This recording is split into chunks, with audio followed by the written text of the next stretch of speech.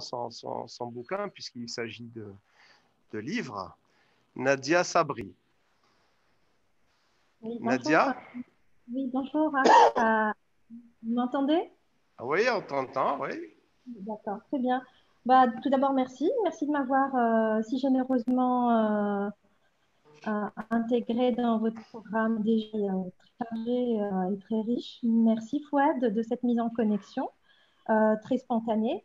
Donc, je présente mon ouvrage qui est sorti, ça il faut le dire, il y a 2 jours. Donc, il est vraiment tout frais, il vient de sortir. Et c'est ma toute première présentation. Donc, ça sera un exercice de style auquel je vais essayer de me plier, de le faire très rapidement. Alors, je vous montre très rapidement la couverture de l'ouvrage. Et si tu le permets, Akli, j'aimerais faire une petite, juste partager avec vous quelques images. Et Si je... rapidement, parce que déjà, il ne nous reste pas beaucoup de temps. Voilà. ما تزعفش العربي. لا خذ راحتك خو. انا نغني لكم بقاو على خير برك هذا ما كان.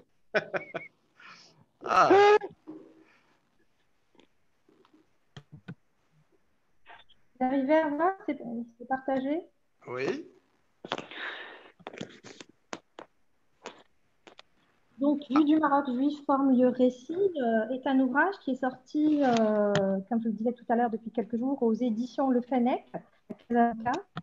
C'est un ouvrage qui vient couronner toute une expérience artistique et d'écriture qui a débuté en 2015 avec une série d'expositions d'art. Donc, je suis moi-même commissaire d'exposition, mais également universitaire, enseignant d'histoire de l'art et histoire des idées à l'Université Mohamed V à Rabat. Et j'ai monté ce projet Exil Paradigme Fertile en 2015 qui tournait autour de la notion de l'exil. Et on a organisé un certain nombre d'expositions autour de ces thématiques à Rabat en 2016 à la Galerie nationale Babrouah, mais également au Musée du judaïsme marocain à Casablanca en 2016 et 2017, et en 2018 et 2019, 2 expositions à Bruxelles, notamment la toute dernière à la Villa Empin à la Fondation Bogossian, qui s'intitulait de liens et d'exil. Donc ce livre qui est édité aux éditions Le Fennec vient un peu faire le couronnement de toute cette expérience, incluant exposition d'art, mais aussi conférences, colloques, etc., sur la question de la mise en récit comme un moment fondamental pour le maintien ou pour la restauration ou pour la mise en vie de la mémoire collective. C'était un petit peu le sujet sur lequel vous avez un petit peu débattu hier après-midi au sujet de cette mémoire coloniale et comment est-ce qu'elle s'exprime à travers l'écriture et le territoire. Donc, l'ouvrage que j'ai eu le plaisir de diriger pendant ces années-là apporte un regard assez inédit sur cette mise en construction du récit historique collectif à travers le prisme du judaïsme marocain.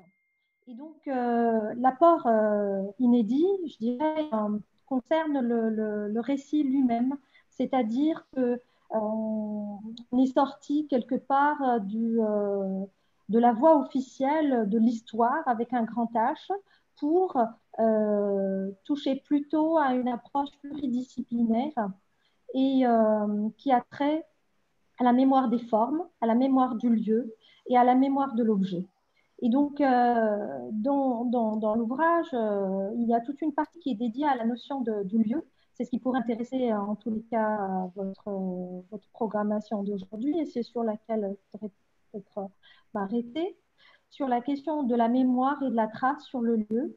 Et ceci de façon assez différenciée, partant toujours de ce mouvement géographique historique qui est celui de l'exil ou de l'exode ou de la migration, comme on peut le voir ici. Ça, c'est une œuvre de Mustafa Akrim qui a réalisé une série d'objets de l'exil sur le matériau du béton.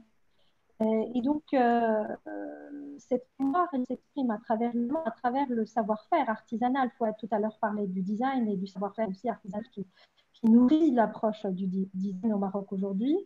Et ici, on a une artiste allemande qui s'appelle Ulrike Weiss, qui a fait tout un travail intéressant à partir d'archives visuelles qui représente le travail artisanal de la communauté juive au Maroc au début du XXe siècle. Et comme on le sait, je pense que dans le Maghreb, de manière globale, cette communauté excellait et se spécialiser dans le savoir-faire artisanal, que ce soit la tapisserie ou les métiers du métal, etc.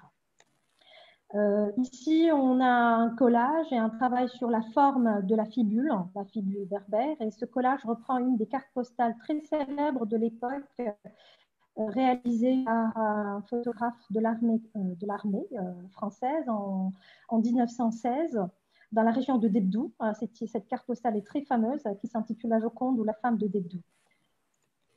Alors, la question du lieu, elle est aussi interrogée par une photographe d'origine marocaine, Myriam Tanji, que j'ai découvert dans une exposition au musée de Paris, qui s'appelle Meritza, et qui avait porté son regard sur cette intersection, cet espace séparateur qu'il y a dans les synagogues entre hommes et femmes, et qui s'appelle Meritza. Et ce travail, on va dire, est une approche genre sur la question de la mise en place dans les espaces de lieu et de la séparation des femmes de l'espace lui-même où se passe le culte.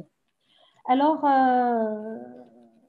la question du territoire aussi, elle est soulevée avec des auteurs, un architecte, qui a présenté son travail de restauration qu'il avait mené en 1995 d'une synagogue dans l'Anti-Atlas, dans Ifat, c'est au sud, dans la région de Gounim, laquelle restauration qu'il est parti revisiter en juin 2020 pour un petit peu revisiter cette expérience de la restauration et le sens même que la restauration de monuments ou de lieux de culte, le sens que la restauration porte par rapport à la question du maintien.